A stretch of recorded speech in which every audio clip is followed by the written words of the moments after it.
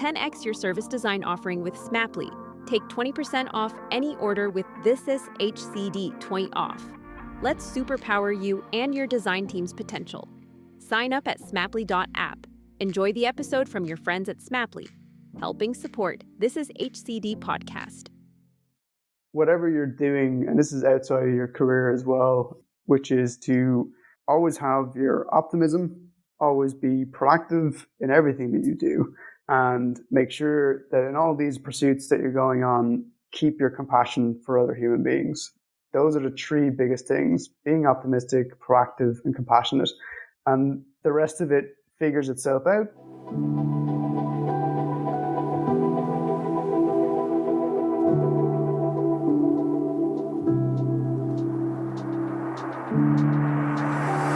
Hello and welcome to Getting Started on Design on This Is HCD. My name is Gerry Scullion and I'm a designer, an educator and the host of This Is HCD based in the wonderful city of Dublin, Ireland.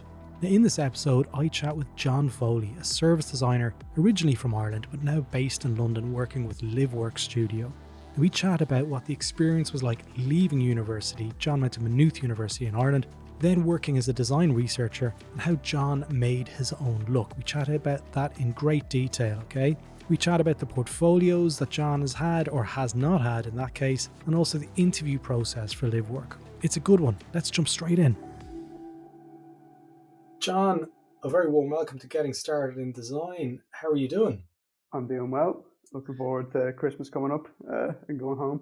I know, going back, you're Irish, which is fantastic, because the last person we had on the podcast was also Irish, Kelly O'Dowd. But you're over in the UK at the moment. You're working for Livework, good friends of the podcast. And but maybe tell us a little bit about, before we jump into your career at the moment, where you're at in Livework. Tell us a little bit where you studied and what you studied and when you started to study there. Sure. So I'm from a small town called Maynooth, which is on the outskirts of Dublin in Ireland. Yeah. And because I'm quite lazy, I found a degree in design that I was quite interested in. And I figured I'm not going to commute all the way into Dublin or anywhere else. I'm going to walk to a university, which is a 15-minute walk. So I decided to study product design and marketing and innovation in Maynooth University. I did that for about 4 years. And I was quite happy with what I was doing there, and I found I wanted to get a little bit more into the innovation end, as well as doing service design and design research and that kind of stuff. So I decided I'd buy myself a bit of time. I was offered a scholarship, and I did a master's in design innovation at Maynooth as well for a year, and I just graduated from that in 2021, which is last year. Okay, so at the time recording, this is 2022, near the tail end. We're in December here, but before we start talking about the actual degree, and you did a master's as well, let's go back to when you were in school, okay? How did you find out about that course that was in Maynooth? Was there somebody involved, or is there someone in your family that introduced you to design? How and what were those steps? Right. So I have a weird background. I suppose everybody says this as well. When they're I'm a bit different. Podcasts. Yeah, I'm different. I'm special. No, for myself, I have an eclectic set of interests. So it'll go from everything from art, music, and history all the way to engineering, accounting, and business strategy. So that's been, I think I've been like that since puberty. So I just became self-aware, and I was like, I want to learn everything, just curious about everything. Because I lived in a university town, you have all these different departments that you can actually reach out to. And so in Ireland, we have a year gap called transition year, which is between in fourth year. So I think, I can't remember what age you'd be, probably around 16 maybe? Yeah, 15 to 16. And because I'm quite young, I couldn't go and do any jobs in companies because it'd be a little bit illegal. Right. It would be underage. So in the university, I had somebody I knew had gotten into an electronic engineering department, and I kind of figured I'll give it a go, see if I can get in. And that's actually where I found design. So they let me go in and play with all the electronics, little Arduinos and making things. And that escalated all the way up into working with a brain sensor. And I was measuring my own activity on my head, and then figuring out how to turn on motors by like focusing and that kind of stuff. So it went really weird, and I went up, and when I was chatting with the person that had let me in, I said, like, should I go into engineering? And he said, John, do you like maths? And I said, kinda, but not really. And his response was, have a look at design. And he, Right. yeah, and so he recommended a lecturer called Trevor Vaugh. I know the name, and, yeah. And so he recommended I reach out to him, and I got a little tour of the place because I'd missed the open days at the time. And that's when I heard about design. And I think I watched some movies, like I think it was The Wind Rises or something like that. It was a little anime movie about architecture, or what was it? It was engineering and flight and that kind of stuff. I think that's where I got the whole, this design stuff sounds pretty cool. I'll give it a look. So you were about 16 when you were introduced to maybe what design could be? Yeah, because I hadn't a clue. Like, I had family members that went into, well, mainly working in the service industry and that kind of stuff. But I'd be I was the first in my family to even go to university or even think about it. So it was kind of engineering or accounting. It was like, there are the two things that you can do. Go excel at that and bring in the money, kind of thing. It's interesting because, and again, I have to be aware that I've got a big brush here, and I'm going to tar everyone with the same brush as I'm about to say this. My experience of speaking to family members, when they come home and the child comes home and says, I think I want to do design. Yeah. There's usually one or two things that happen. They're going to go, yeah, that would be great. I could see how that works. Or the other one is like, no. You want to do something else, like, journalism or accounting or business studies, something that, equates to a much more tangible outcome and easier path to getting a job. That tends to be where a parent's sort of priorities lie. Yeah. Can you remember back that far? Because you're probably about mid-20s now at this stage, and we're talking about 10 years ago. I'm getting on, yeah. You're getting on, John. You were like, you want to watch yourself 25. Have you got the pension set up? So can you remember what that conversation was like with your parents? I think so. My parents have always been supportive of most things, so long as it didn't result in me getting injured. But I think, the conversation was all right, because they were looking at it going, well, you did engineering, they let you into a university and you were able to go there every Friday for 2 years. And they said, they gave you the feedback and said, design could be really cool. And so you were going into the university for 2 years playing with the Arduinos and stuff. See, this is what I was saying. I have a weird background. It's not right. Maybe this is the unique bit. I think they saw my enthusiasm for everything, and they went, well, we could test out a whole pile of different gizmos with this chap, and if he can understand it, well, then somebody starting off in university will have a good chance of understanding how it works. So it was mutually beneficial. I don't think it was that's an incredible advantage. That's an incredibly generous thing from Maynooth University to do that. Was that Trevor Vaugh that did that? No, so this was Ben Malacco, who is in the engineering department. Right. And he had let me in to do like the transition year, come in every Friday for whatever 6 months or whatever the timeline was, and I was having so much fun. I would be optimistic, proactive, and I'd be doing all these different things. Curious. And then exactly all that stuff. And then I think they just saw that and they went, when I had asked, can I stick around for the summer? And then I'd ask, can I stick around a little bit longer? And then I think I got up for my leaving cert and I went, okay, I can't actually show up every Friday anymore to do stuff.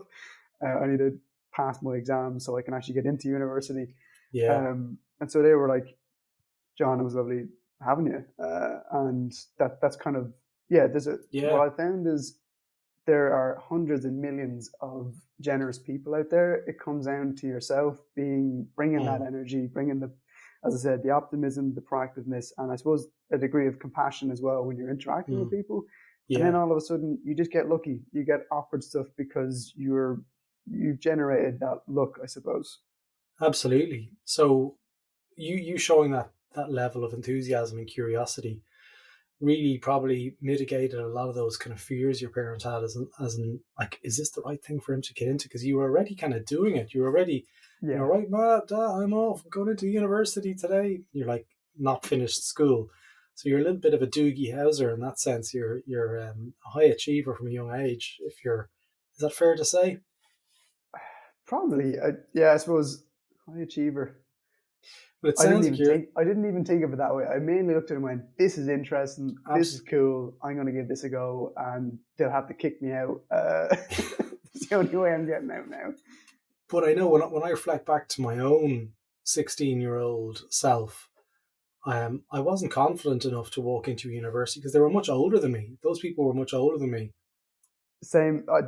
I honestly, after opening up a memory now, I do remember calling the university and just being like shaken on the phone, and they're just kind of like, "Hello, can I join the university?" I think I had said, "Can I do university with you, please?" With the voice cracks and all that kind of stuff. And then they had the person there was just friendly. They realized that like this is a child that's calling, and I think they had someone else in before, so they knew roughly what I was asking about. And so so definitely I wouldn't. Am I a high achiever? I don't know. I don't think I'm smart enough to set that level of achievement. It depends how you frame it. You set yourself up, and we're going to talk a little bit that in a minute. But you set yourself up for luck to occur. Mm-hmm. And you'd built that bridge at a very young age, and you learned how to communicate and network to really, it was, you probably didn't realize it, but it was quite sophisticated in what you were doing. So talk to us about, you went in, you studied your degree, and then you did a master's. What was the master's in? The master's was in design innovation. Okay. And what did you cover off in that? Was it a pretty focused master's, or was it quite a broad master's in that sense? So the great thing about design at Maynooth University is that they want you to pick up skills. I think they had said this informally a few times, which is they want you up into the C-suite. They don't want you kind of, working your way up into a different kind of like, I'll be the junior and then lead and whatever, I'll work up. They're very much, from the design perspective, you need to be able to communicate with all the different people. So the fastest way to do that is to get you up to that C-suite level. So both in the undergrad as well as the master's was very much teaching you about, okay, yes, there's design, there's the creativity, there's the thinking and the problem solving and how do you assess a problem. But then there's also, here's how you do business, marketing, entrepreneurship, as well as design research and ethnography. How do you go in and look at stuff? Or even, I remember in my undergrad, how do you weigh up if it's worth buying equipment or investing in something? Like, what's the net present value of an investment? So we had a lovely, which fulfilled my eclectic interests kind of brain, because they'd give you all these options to try stuff. So it was general, but I feel like saying it was general would be a disservice to what they were actually doing, which was to get you ready for anything really and let you choose what you wanted to focus on a bit more. So one of the problems that I'm seeing, and it's from coaching and through this podcast in particular, is at the end of the academic year, it's a little bit of like, pat you on the back, see you later, off you go, best of luck, hope you get a job. How was that handled in Maynooth? Okay, because this bridging experience between the two worlds, the transitionary period between academia and full-time employment, what was that like? Did they bring industry into the masters? Were you working alongside other businesses? Were they teaching about entrepreneurship and business to set up in your own? I'd love to know a little bit more around that. Yeah, so actually it's all the above. We did all those things. So they bring in industry partners. So I think we had ESB. I think some stuff had went through because of the pandemic, which kind of halfway through that. The pandemic kicked off halfway through it, wasn't it? Yeah, so that was kind of, that had nothing to do with the university. That was mainly to do with the world. The pause for a bit. So yeah, so they'd bring in people. They'd also train you to kind of do or if you had an idea, and yeah, they would get you ready for entrepreneurship as well through both coursework, as well as you will have individual lecturers that will say, hey, you should try that out, see what happens, because you don't have that certainty in reality. So if you find something cool, give it a go. So how they went about doing it, it's hard to tell because I haven't been able to sample any other places. So it's kind of it's all I've actually known, if I'm honest. But even having those conversations with the people within the university, it sounds like they're across it, and they support that kind of thinking and that entrepreneurial mindset. It sounds like it was instilled from the degree level as opposed to just being something that we need to bolt on at the master's level. Like it was within the DNA. It sounds like within the design function in Maynooth. I would 100%, pretty much. I would 100% agree on that, because I noticed, even when I look back on certain things, I'd say like, oh, we've been like left alone just to figure stuff out by ourselves. And it was only, I think it was first year, I just hopped on quite quickly on that and went, this is fantastic. They're just going to say, go do this thing, figure out the way you're going to do it. There are no rules, just go make sense of it. And what I loved about that was that you had the freedom to explore it. And then when you had to pitch and present and that kind of stuff, once you had a rationale or a logic and you could explain how you came to your conclusion, you're fine. Like there was no issues about that, because again, I think they looked at design from the point of view of, we have no idea, we have to invent point B. There is no A to B. You have to come up with a new point B.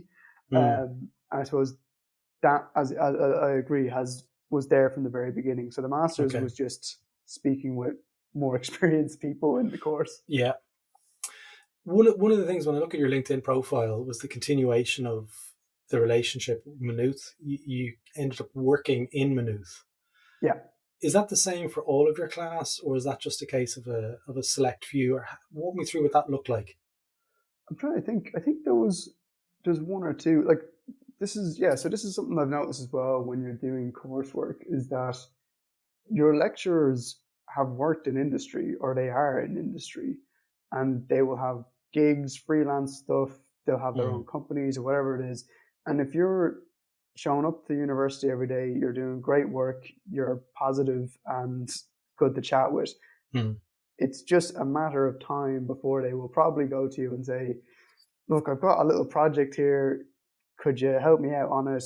There's a bit of money or whatever. And that would kind of open the door to you. So you wouldn't be aware of it, because it's not like something that gets announced and goes, hello, everybody, I've got a side gig. It's very much, it's through those relationships that you mainly unconsciously develop that get you those opportunities. So I've noticed a few people, there's a good few people that I know that have continued it that way. Yeah, because that's super cool, because you ended up working as a design researcher in Maynooth for maybe a year and a half, was it? Something like that? Yeah, that was actually a funny one as well. So yes, that was so the EU has this thing called Horizons, and then insert year. So Horizons 2020. And what they do is they put a lot of money into innovation in some sort of area. And the one that I was asked to join was called Shapes, which was to do with smart and healthy aging for people engaging in supportive systems. So basically, we're all getting older. How are we going to make sure that that's not a bad thing? Was the basis of it. And so one of my lecturers we were doing ethnography, I believe, and he quite liked the way I would write about stuff, or how I would describe things when I carried out research. And I think I got a phone call one of the days, and he'd said, John, I'm working on the future of aging in Europe. Are you interested? And I kind of went, oh yeah, let me think about it. Like, no, I went straight into it and said, yeah, you don't turn down opportunities like that. Gig. I said, yeah, here's a good gig. We're interviewing people, apply and see if you can get in. So that's kind of how that happened. Right. And which was a really important thing as well, because it was within the 15-minute walk, and we know you don't like perfect. Yeah, I wouldn't have done it otherwise. Any more than 15 minutes as well. So you're okay for that. Yeah. what was the interview process like for that? What were they looking for when you were going through that process? Oh, that was a long time ago. Can you remember? It was 2 years ago. Stuff moves extremely fast for me at the moment. But yeah, there was a pandemic in the middle of it. But yeah. Did you have a portfolio at that time? Because this is one of the big questions for people who listen to the Getting Started in Design podcast. Is he must have had a cracking portfolio if he was hanging out in the electronics department from 16. What kind of stuff did he have in his portfolio, Gerry? Ask him the questions. Do your job. That's what people are saying to me when they're listening to this podcast. Can you remember what that was like? Did you have a paper portfolio or was it a digital portfolio? Philosophically, I don't agree with portfolios. I know you do a course on them, and I'm happy to have a different perspective on it. I do not like the idea of portfolios, and I think it's a big waste of time for everybody involved. What I do believe in is a pitch deck. Okay. So I know I'm probably just doing semantics here and changing the words. Does the pitch deck have examples of your work in it though? Yes and no. So it's mainly in the same way you put a proposal together for working with a client, you would do that. You would treat the person or company you want to work with as a client. And so you go, all right, this isn't going to be a 30-page thing. It's not going to be multiple projects. It's going to be, here's why I want to apply. Here's why I'm good. Here's some examples of why I'm good. Let's have a chat about it. And that would be like, less than 10 slides of content. Because then you're a human, and then they realize they're humans, and we just want to. And you're putting the effort in, and it's making it easier for them to make that leap. I'm saying, actually, he's put some thought into this. It's customized to our needs. It's definitely. I've heard a few other people recently say they do the same thing. So let's talk about what was in your pitch deck then. Okay, so did you create a pitch deck for the role with Horizon 2020? For that one, I think I just had a CV because this was with anthropologists, so they have a different process. It was like a standard interview CV, and then have a chat and see why you're good for the role. However, for Livework, that was going into a service design role, so I might explain that one. So let's talk about that one a little bit more. So when you were in January 22, you started with Livework in London, which for anyone who doesn't know Livework are a pretty remarkable service design practice. They've been around since day dot in the service design world. And from speaking to Marzia recently, who's a design director based in Rotterdam, but also in the London office, was explaining to me now that it's employee owned. And I wasn't really aware of this. So walk me through, and it's not like thousands and thousands of people working in Livework. It's still quite a small, very intimate, and I don't want to say boutique, but it's like under 30 people is what my understanding is. That right? Correct. Yeah. Yeah. So how did you approach Livework, or what was the process? Was your contract finishing on the Horizon 2020, and then you were like, okay, walk me through. Did you select who you wanted to work for and kind of go target them, or? So, yes, actually, yeah, again, it was all the above. So the contract was ending for the Horizons project. So that was a good motivator to, look around. I had been reading a book, actually, it was Service Design from Insight to Implementation, which was written by one of the founders. Yeah. And Ben.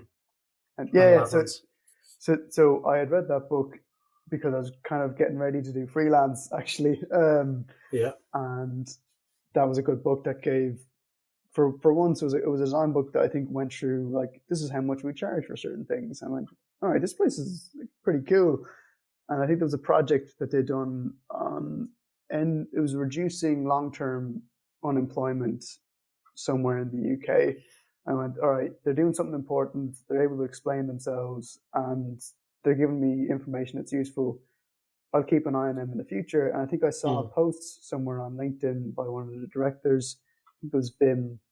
And they just said, we're hiring. And I said, all right, I'll send out the CV and see if they get back to me. And that's kind of how that entry point started, was through there. Very good. So again, I'm loving the fact that you're like at the front of the pack and you're kind of hunting down these opportunities yourself. And it sounds very kind of facetious in that sense, but again, you're going out and you're looking for this. You're not sitting back kind of going, oh, I've got my LinkedIn profile up to date. I'm just waiting for people to knock on the door with an opportunity. You went out there, you found it, and you made this happen. So that's a pattern that I'm seeing with people who are having a less bumpy road in that transitionary period. Can you remember when you're going back to that point? Because this was during the pandemic. Okay, so it was kind of an interesting kind of transitionary period between the world that we knew and pandemic world. So you did an email introduction and walk me through what the interview process was like, and what were they looking for? How many interviews were there, and so forth? Perfect. So, as I was saying before, I made a little pitch deck. So I think it was 3 interviews in total. So the first was just getting to know me and seeing a bit of that, the portfolio or a project that they wanted to see. The second one was more the same, but to showcase a skill or something like that. Yeah, I think it was to do with like a tool that you'd used in a project and to be able to talk about it. I think the last one was just to get to know me. And see if you're going to fit culturally. So they're the 3 interviews. And so I think the pitch deck or the proposal had said the same more or less the whole way through, which was. Would you like me to go into how the proposal was shaped? Cool. Yeah, I'd love to learn. So there's one thing that I learned a couple of years ago, which was people don't care about how much you know until they know how much you care. And so I had used that for my proposal and said, okay, here's Livework, here's why I'm applying. I think you're really cool. I think you've done these. I've read one of your books. I'm seeing what you're up to. It's like, that's what I want to get up to. And so it was talking about how great they are, and then about, look how great I am, I'd be a fantastic fit. And then I'd go into, here's an example project that you've asked to have a look at. Yeah. And that would be a general structure. So a 10-page pitch deck, effectively. Yeah, pretty nice. So the interview process, was there any requests for portfolios in that process? No, for I think more they just said show us one project, and that's what I went with. Okay, so then it got to the sticky part of negotiations, because they're obviously interested enough because you're a full-time employee over there. Can you remember moving from Dublin to London as well, which, we all know you've got a 15-minute radius around your house in Maynooth. Yeah. You're going to have to get to the airport, which is a 40-minute drive, and then you're going to have to get on a plane and get to London, which is, horrible. My calculations is more than 15 minutes from your house. So how did you determine what to ask for and what was reasonable? And maybe I don't want to know the numbers, by the way. That's a completely private thing between yourself and Livework. But how did you determine what was reasonable? So actually, one thing I will say about the numbers, won't get into the specifics, but I will say on the website when they were offering the role, they do say it's between this figure and whatever. Excellent. So, and that is really important, because the amount of companies that say we don't have any talent coming in, and then they're not clear as to, they don't tell you how much you could make, and then there's like, it's competitive, and that's all you get. So that's also for parity and equity as well. Yeah, so Livework is clear on that bit at the beginning. So sorry, what was the other bit of the question? No, just how did you know? So they have the band on the application process, which is fantastic. So how did you know? How did you handle the negotiation period? What was the steps? Did you go in and if they were offering 10, did you come back in and say, I want more, or I want less, I want a review period after 6 months? Can you remember what that was? Because this is a really tricky period for a lot of people coming out of university, where they're like, this is a great opportunity.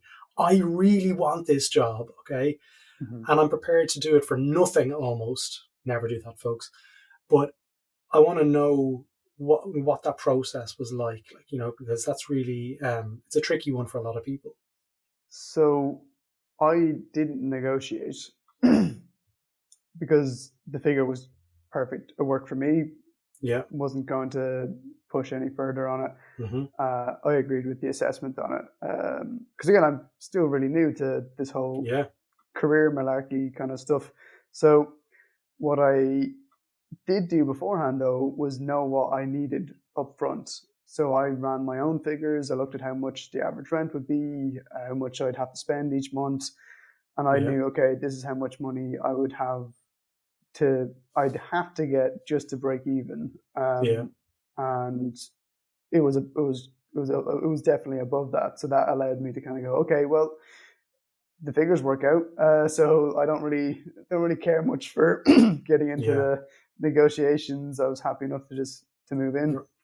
So looking back in the whole kind of period, it seems when I compare it to some other conversations I've had, not the ones on this podcast, but you've had a very kind of direct process from leaving academia, like getting your master's, getting a contract job in design research.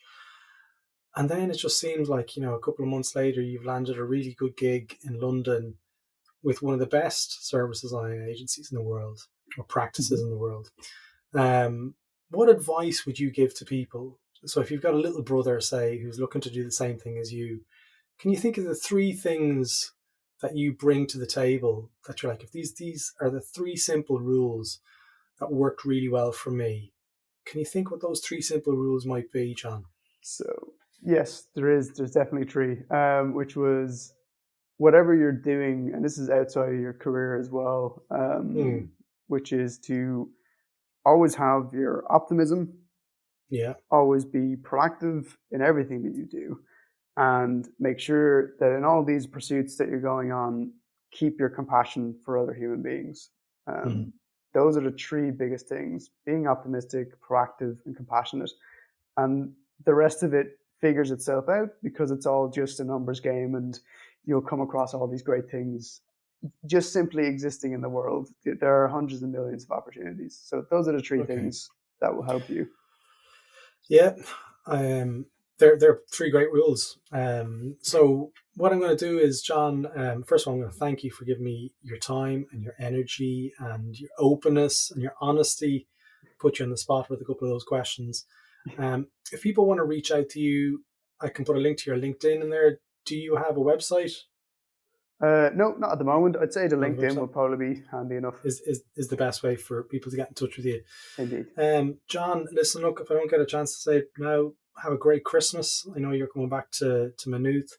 You're best friends with Paul Mescal as well in Maynooth. You're telling me just down the road, That's a little joke. John did go to school with Paul Mescal, and I can hear collective gasps from the American audience getting on. Normal people star Paul Mescal is from the same area as John Foley. So there you go. You should update your LinkedIn profile and just put that in brackets. I knew Paul Mescal in school.